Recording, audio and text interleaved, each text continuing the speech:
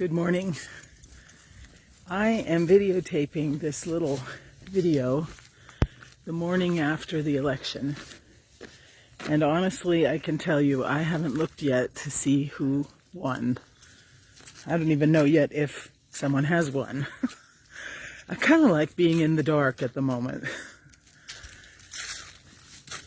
A lot has been said during this time running up to the elections. A lot has been said by both sides, by both parties. And when I say both sides, I think it's really important for us to see how we've been made to take a side. We are one people. We are one America. We are one church. And of course, in being one, we have different ways of interpreting what our faith should look like, what our country should look like, what our world should look like. But both sides have demonized the other during this race.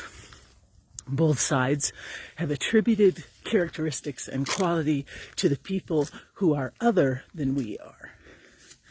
And that has done us no good whatsoever. It's been pretty distressing for me during this time, and I know for a lot of you as well. Why do we have to make the other side, them, look so bad? Why do we have to attribute qualities to them that we don't even know for sure they hold? We have generalized a whole group of people because they are them and not us.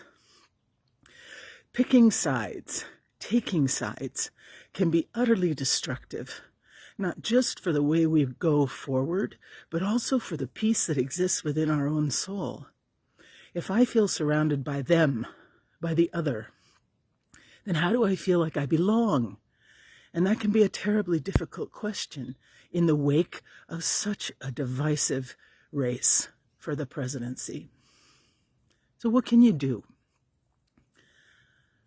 As much as you can, try not to listen to those who would divide us. Try to find the common ground.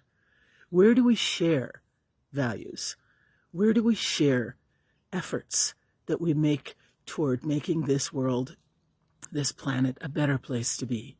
At our hearts, every single one of us has a desire that things would be better, that things would be good for all who live here. We've just been talked into thinking about it, that we approach it in different ways. But if we focus on the good that we share and the desire that we have in common for what's best, we can build on that. Regardless of who's won, we can build on that. We keep our hearts open to the other. We don't believe the terrible rhetoric that has been spouted from both sides.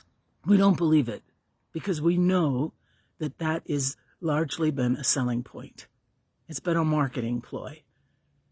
We as people have more in common than not. So looking for where I share values with others. Where do I share hope with others? Where do I share desire to make a better change, to make a better life for everyone with others? And if I can focus on what I share, if I can focus on what we have in common, then there would be less of a sense of not belonging, of devastation, of hopelessness, regardless of which side won. Let's pray for each other. Let's be our best selves. Let's make going forward in the wake of this election the best decision we've made yet, to be open to the hearts of those we share the world with, regardless of which camp they ended up in, or were forced into, or were earmarked as. We are one. We belong to a God who loves us and a country that can do so much good. Let's focus on that.